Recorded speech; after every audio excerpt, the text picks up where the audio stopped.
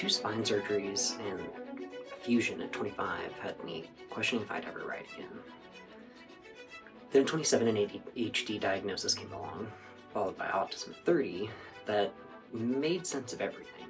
The hyperfocus on the perfect lines, the way time stops existing when you're carving through powder, that incredible mental clarity that only comes at 40 miles an hour out in nature on the slopes. What I discovered in the Swiss Alps during my time at Andermatt changed everything I thought I knew about ADHD and adventure.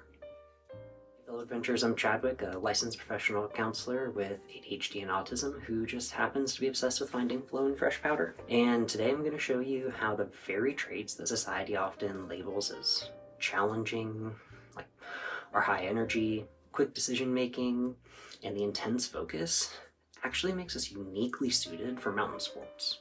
But first, let me take you back to age 25 when I faced a anterior-posterior lumbar fusion that threatened to end my snowboarding journey, and for that matter, most of the adventures and sports I enjoy, before it all really began. Fast forward to about a year ago, I'm standing on top of the Gemstock in Andermatt, Switzerland, about to drop into the best run of my life. My ADHD mind is just perfectly attuned to this environment of constant movement, split-second decisions. I was reading the mountain like a book, assessing multiple variables at once, trying to find that perfect line through the fresh powder. In the next few minutes, I'm going to show you exactly how to transform your ADHD traits into snowboarding superpowers. Whether you're just starting out or getting back on the mountain after a setback, this is about more than just riding. It's about discovering what our neurodivergent minds are truly capable of. You know that feeling when your ADHD brain is just absolutely locked in? When everything else fades away, except what's right in front of you. That's not just hyperfocus. That's your neurodivergent mind doing exactly what its built brains are constantly processing everything. The snow texture, the changing light, the terrain up ahead of us. Where others might see overwhelm or just the ordinary, we see patterns in the extraordinary. That too much processing power, it becomes your secret weapon for reading the mountain like others can't. Remember in school when they said, we think too fast or jump to conclusions? On the mountain, that rapid fire processing is exactly what you need. When I'm navigating through tight tree lines on a board in Andermatt, my brain is making hundreds of micro decisions per second and loving every minute of it. It really blew my mind after my ADHD diagnosis. All those sensory sensitivities, they're actually giving us more data about the mountain than most riders get. We feel every texture change in the snow, notice subtle shifts in the slope angle, and we pick up on wind patterns and potential storms coming in that others miss. Let's talk about the time blindness. You know, that thing that usually has us showing up late to meetings or events. On the mountain, it transforms something incredible. When you hit that perfect flow state, time just disappears. Suddenly you're completely present. Something our ADHD brains, I know mine for sure, often struggles with. Here's what nobody tells you. It's not about fighting our natural tendencies. It's about finding the environments where they become strengths. For me, it was my time in the Alps and of course my home Colorado mountains, where every trait that made classroom learning challenging, I realized it became an asset for navigating technical terrain. That mental clarity you feel on the mountain, it's not an accident. That's your brain finding its natural rhythm. And I'm going to show you exactly how to tap into it, whether you're just starting out or getting back on the board after a setback like I did. So let's break it down exactly how to work with your ADHD brain on the mountain, not against it.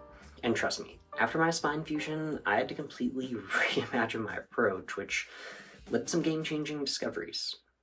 First up, your morning launch sequence. I'll know that ADHD paralysis when facing too many decisions. So here's what changed everything for me. I create a ready zone the night before. Everything's laid out, there's no decisions needed. Base layers, outerwear, goggles, all in order of the use. Well, next let's talk about sensory regulation because overstimulation on the mountain hits different. Here's my three-part system. AirPod Pros for lift rides, cruising runs, and sensory breaks. You can't beat noise cancellation. Bandana, warm neck gaiter that doubles as a face mask, and a sensory shield. My trusty Burton gear that stays consistent in any conditions. I've honestly just never gone back since I was a child. The goal isn't to block everything out, it's to control what your brain processes and when. Now here's something I wish I'd known earlier. Mapping out your energy pattern. Our ADHD brains don't do well with traditional pace yourself advice.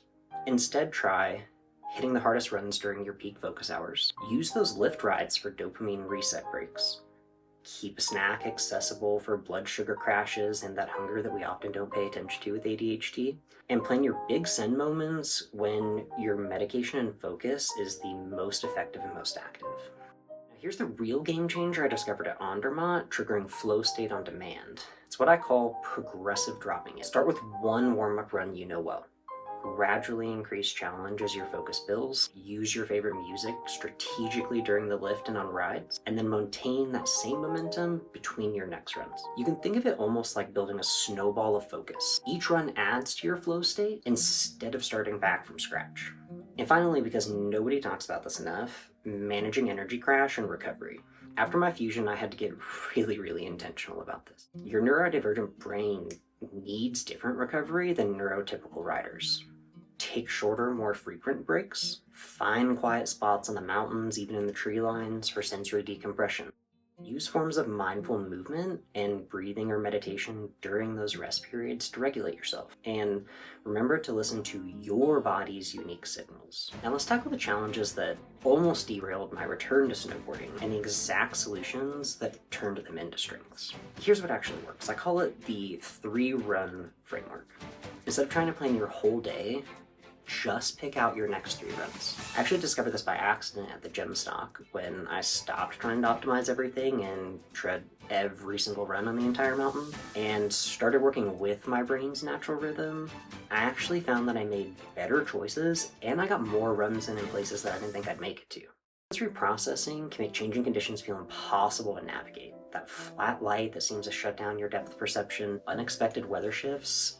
Here's your neurodivergent advantage. Use your heightened sensory awareness to feel the snow instead of just seeing it. Break those technical runs into smaller, manageable segments. Create physical anchor points in your stance that keep you centered when visibility drops. And now let's talk about mountain time blindness. Because showing up at 2 p.m. when the best snow is at 9 a.m. in first tracks is a very real thing for ADHD. But here's how we're going to flip the script. I developed what I call bracket planning. Set your absolute must arrival time. Build in a 45-minute buffer for executive function delays and for people driving like idiots on I-70. Use location-based reminders instead of time-based ones. Let's talk about gear management. Because nothing kills a perfect powder day faster than realizing you can't find your lift pass buried in your pack. And after one too many frantic searches through my bag, the lift line, I developed a system that works with our ADHD. I use a Topo quick back or small accessory bags, or even one of those REI hip bags for immediate access of essentials. Backup lift pass, my phone, maybe a quick snack on my mobile tripod. Stay right where you need them and can feel them so you know they're not lost. Create a dedicated command center pocket in your main bag. Goggles, extra layers, lenses, sensory emergency kit, each with its own distinct spot so they're easy to find. In Colorado, keep your Epic or Icon app front and center on your phone. Scannable passes, live trail maps, weather updates, all in one spot, plus it'll work offline. Keep a sealed backup kit with hand warmers, basic essentials, because our ADHD love a good contingency plan. But here's the biggest challenge I faced after my surgery. Trusting myself and my body again. When you're neurodivergent, that inner critic can be incredibly loud. It was life-changing for me realizing that our unique brain wiring isn't a liability, it's literally evolved for this type of dynamic movement and decision-making, not sitting in an office. Remember that morning in Switzerland I told you about standing at the top of the gym stock? 2 spinal surgeries behind me, my ADHD brain processing everything and anything all at once? That moment taught me something crucial about how our neurodivergent traits aren't just random quirks. They're specialized tools that evolved for exactly this kind of adventure. The hyperfocus, the quick processing, intense sensory awareness, it's all there for a reason. Every too much becomes just right when you're flowing down the mountain. Every you should focus more transforms into perfect presence in that powder. So here's what I want you to take away. Your brain isn't broken. It's not something to overcome or work around. It's your secret weapon for experiencing the mountain in ways others might never understand or experience. So if this resonated with you, you're not alone. Come join our growing community of neurodivergent adventurers over at findjoyinthechaos.com and subscribe to our newsletter, The Adventure Dispatch. Drop a comment below sharing your mountain experiences, like what ADHD traits became your superpower on the slopes? How do you find your flow on the mountain? And hey, if you're just starting out or getting back on the board after a setback or big surgery, remember those same traits that might challenge you in daily life?